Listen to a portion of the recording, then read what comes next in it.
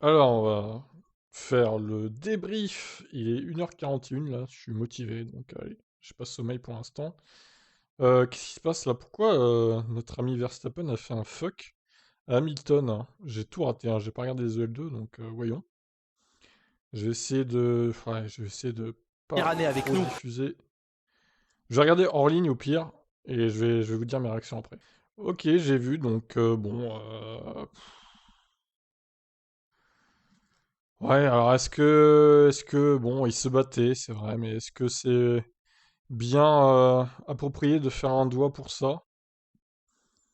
Je suis pas sûr de ça. Après, voilà, c'est Verstappen, hein, on sait comment il est. Question d'ego, etc. Donc voilà. Je suis pas sûr qu'Hamilton aurait fait la même chose, mais bon, après, voilà. C'est un vaste débat. Il a effectivement dit stupide idiote à la radio, donc.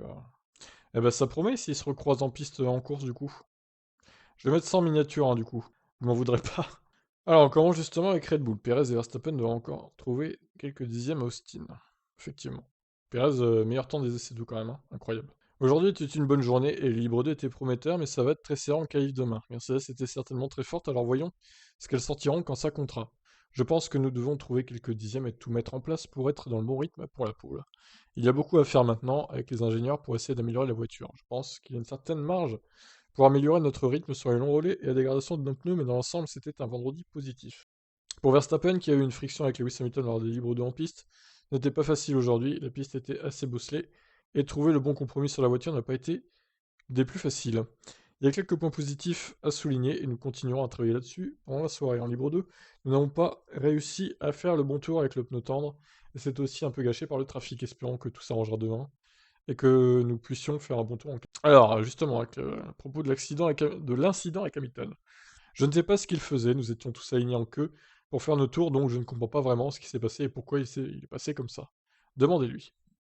Oh, bah c'est une provocation, hein, pour mettre en rage Verstappen, pour l'énerver, j'imagine, une provocation psychologique. C'est comme ça que ça marche.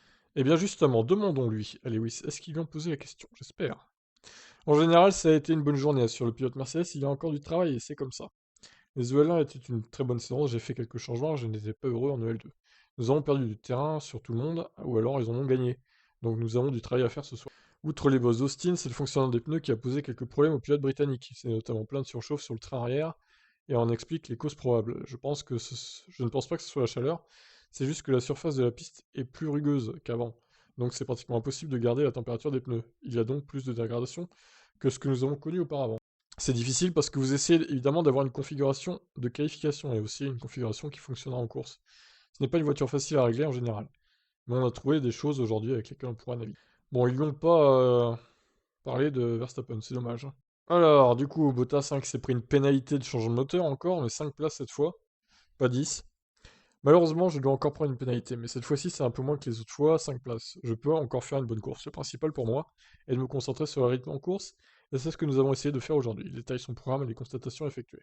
Il y a encore du travail à faire avec les réglages, ce n'est pas du tout facile à piloter, on a l'impression que cette piste a perdu un peu de grip, et que l'équilibre est un peu incohérent. Il fait plus chaud que la dernière fois, mais le tarmac vieillit, et il y a moins de grip.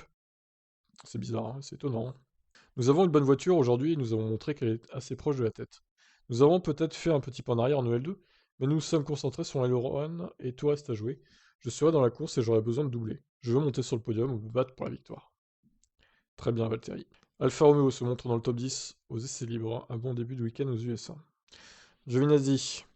C'était une bonne journée avec une libre 1 positive et une très bonne libre 2 en termes de préparation au qualif, comme pour le rythme de course. J'en suis très content. J'espère que demain nous pourrons également avoir une qualification fluide avec un niveau de performance similaire. D'une manière générale, c'était un bon début de week-end, les boss de la piste sont toujours là, et certains virages seront très délicats en termes de confort dans la voiture. Mais ce sont les conditions pour tout le monde, et nous devons faire de notre mieux. Donc voilà, hein, Giovinazzi, très bon, très bonne journée, libre 1 positif, très bon libre 2. D'une manière générale, c'était un bon début de week-end, les boss de la piste sont toujours là, et certains virages sont très délicats en termes de confort dans la voiture, mais ce sont les conditions pour tout le monde, donc ça c'est vu. On n'abandonne jamais, nous avons montré lors des dernières courses que nous pouvons être dans la lutte pour les points, c'est notre objectif. Raikkonen était lui aussi tout juste dans le top 10. Ah, il a moins parlé, hein, Kimi. Du coup, 14e en EL2. Ça a été un vendredi assez simple, pas de gros problèmes, donc nous avons pu faire notre travail. Nous sommes satisfaits de la situation actuelle, j'espère que nous pourrons progresser ce soir et être assez rapides en qualif. C'est une piste que nous apprécions tous. C'est un peu bosselé, c'est toujours un défi de boucler un bon tour, mais il n'y a rien à en dire, voyons ce que nous pouvons faire demain. Très bien. Alors, Lance Stroll s'illustre avec le 6ème temps au volant de son Aston Martin. Ouais, super performance là, Lance. Qu'est-ce qu'il a? Il a mangé du lion ou quoi là? C'était très amusant aujourd'hui, il y avait beaucoup de monde dans les tribunes et j'apprécie cette piste, c'était un début positif. Jusqu'à présent avec un rythme compétitif et nous avons aussi beaucoup appris. La gestion des pneus sera cruciale dimanche car il est très facile de les surchauffer dans ces conditions chaudes et nous l'avons vu aujourd'hui. En plus, c'est une piste exigeante avec quelques passages rapides et bosselés. Nous avons terminé la journée en 6ème place et même si je m'attends à ce que les autres améliorent demain, nous avons une bonne dynamique que nous poursuivrons ce week-end.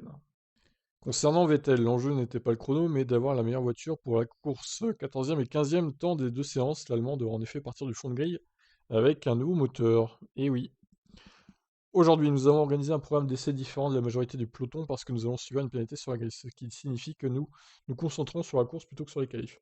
Nous avons maximisé les sessions pour travailler sur les longs relais et rassembler beaucoup de données à examiner. J'espère que ça nous aidera pour dimanche, que nous serons en forme pour la course. Bien que nous commencions de plus loin, Austin est une piste où on peut dépasser et les conditions plus chaudes seront difficiles pour nous tous, ce qui, espérons-le, créera des opportunités pour progresser en course. Très bien. Williams, c'est à la peine en ce début de week-end à Austin. Russell et Latifi chargent des progrès sur la FW 43B. C'est génial d'être de retour ici aux États-Unis et de rouler sur l'incroyable circuit des Amériques, a déclaré Russell. Rouler ici nous a cruellement manqué l'année dernière, néanmoins nous avons eu une journée délicate aujourd'hui. Il y avait des températures élevées et des conditions de piste difficiles. Nous avons beaucoup de choses à revoir cette nuit et nous allons travailler dur pour résoudre certains problèmes avant les EL3 et les qualifs de demain. Russell ne s'est pas concentré sur le temps au tour puisqu'il s'élancera dernier en raison d'un changement de moteur, comme le rappelle Dave Robson, directeur de l'ingénierie en piste. George a reçu un nouveau groupe motopropulseur ce week-end et partira donc du fond de grille, ce qui augmente évidemment l'importance de son rythme de course ce week-end. Heureusement, les bosses sur le circuit ne sont pas trop mauvaises et n'ont pas trop compromis notre roulage. Elles peuvent causer quelques problèmes si on en abuse et nous devrons continuer à les traiter avec respect. À les traiter avec respect, j'adore cette phrase. Et oui, ils veulent traiter les boss avec respect chez Williams, magnifique. Latifi a lui aussi été en fond de classement toute la journée et admet qu'il y a encore du travail sur le circuit, qu'il découvrait et qu'il a apprécié. La journée a été difficile, mais malgré ça, j'ai vraiment apprécié de faire mes premiers tours de piste sur le circuit des Amériques.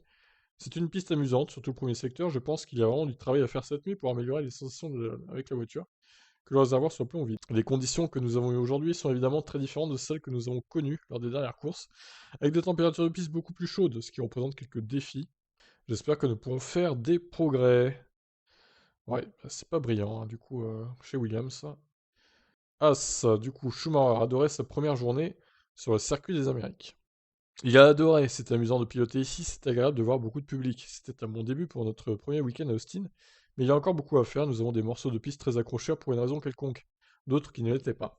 Il s'agit de trouver la bonne ligne et le bon réglage pour ces conditions qui, je pense, dureront tout le week-end. En termes d'objectifs, ce serait formidable de faire une autre apparition en Q2, pour confirmer ce qu'ils ont fait en Turquie. Voilà, peut-être que Vettel va pas faire les qualifs, du coup, et il va directement s'élancer dernier, donc il y a peut-être une place qui va se libérer pour Mick Schumacher aussi, en Q2. Possiblement. Pour Mazepin, l'apprentissage a été plus rugueux, le russe étant plusieurs secondes de Schumacher en libre 1 avant de revenir sur un meilleur rythme en EL2. C'était bosselé et à grande vitesse, ce n'est pas idéal, mais cela donne définitivement du caractère au circuit. Je n'ai pas eu la journée la plus facile avec le trafic. La piste était très longue, mais pour une raison quelconque, j'ai tout simplement pas réussi à bien assembler tous mes secteurs. Ouais, surtout en EL1, l'écart était fou, quoi. Avec Mick Schumacher, j'ai vu beaucoup de pilotes se plaindre de la piste avec une dégradation des pneus élevée. Nous n'avons pas pu trouver le rythme sur un tour, et donc nous avions besoin aujourd'hui, mais ça devrait être bon demain, après des progrès énormes dans des EL2. Alors, AlphaTauri, Gasly s'inquiète. Ouais, c'est pas brillant hein, pour AlphaTauri encore. L'après-midi a été assez difficile pour nous, la voiture n'a pas semblé fonctionner, donc nous avons beaucoup de travail à faire avant demain. Je pense que ce sont les EL2 les plus difficiles que nous ayons eu cette saison. C'est très étrange car jusqu'à présent nous avons été compétitifs partout. Mais c'était très difficile ici à Austin aujourd'hui, nous allons travailler dur ce soir, je suis sûr que nous avons plus de rythme à trouver et je suis confiant quant au fait que nous puissions être plus compétitifs lors des qualifs. Tsunoda, une première journée de roulage très agréable ici à Austin. C'est évidemment encore un nouveau circuit pour moi, mais je pense que j'ai trouvé une bonne approche assez rapidement, c'était amusant au volant. Cependant, il y a beaucoup de choses sur lesquelles nous devons travailler ce soir. Le rythme de la voiture n'est pas encore tout à fait au point, et j'ai également eu du mal avec les limites de la piste au virage 19. Nous allons analyser toutes les données, et je crois que nous pourrons revenir à nos bonnes performances demain. Eh ben ouais, bon, à voir, hein. Peut-être qu'ils vont redresser la barre chez Alpine. Ah, chez AlphaTauri, pas chez Alpine du coup. Mais Alpine, pareil du coup, hein, même problème visiblement. C'est pas ouf. Alors voyons. Alonso. En essai libre 2, Fernando passait les médiums C3 et les tendres contre les durs, et les tendres pour Esteban. Dans les derniers instants, Fernando effleurait les barrières de sécurité en sortant légèrement large dans l'avant-dernier virage, mais il parvenait à ramener sa voiture au stand sans souci. Ce n'était pas notre journée la plus simple. Nous avons eu un problème en EL1, mais nos mécaniciens l'ont résolu très rapidement, et ça nous a permis de rouler un peu. Le circuit est assez exigeant entre la surface bosselée et les conditions de piste. J'ai effleuré les barrières de sécurité en fin de séance, et cela souligne à quel point c'est difficile. Il est dur de savoir où nous nous situons sur la feuille des temps, mais il y a assurément du travail à faire ce soir. Voyons ce que nous pouvons faire demain en espérant une journée un peu plus fluide. Ocon, c'était comme découvrir un circuit totalement différent de celui que j'avais connu en 2018. Il y a beaucoup plus de bosses et de poussière ainsi que de nouvelles règles sur les limites de piste par endroit. C'était donc un défi intéressant. Nous avons amélioré la voiture entre les séances et il nous reste des domaines sur lesquels plancher. Ce n'est ni parfait ni là où nous voulons être, mais nous pouvons travailler d'ici demain avant de voir ce que nous pouvons viser. C'était sympa d'essayer la caméra intégrée dans le casque aujourd'hui. Les images sont incroyables et elles retranscrivent vraiment ce que l'on ressent au volant d'une Formule 1. C'est fantastique d'avoir cette technologie disponible. Seuls 20 pilotes ont ce point de vue et nous pouvons désormais le partager avec le monde entier. Ouais, mais il n'y a que Williams et Alpine, hein, qui ont mis en place cette caméra pour l'instant. Donc je sais pas ce que foutent les autres écuries. Je sais pas peut-être qu'ils veulent pas en fait qu'on voit les données sur le volant. C'est vrai que bon, il y a des réglages de cartographie, etc. On peut comprendre que ça les dérange un peu. Bon, Alpine et Williams, visiblement, ça les dérange pas. Bon, David Brivio, je passe, hein. On passe directement à McLaren. Prévoit une course palpitante, Lando Norris. Eh ben, c'est ce qu'on espère. C'était une bonne journée en termes de résultats et de rythme, mais pas facile à faire, estime le Britannique.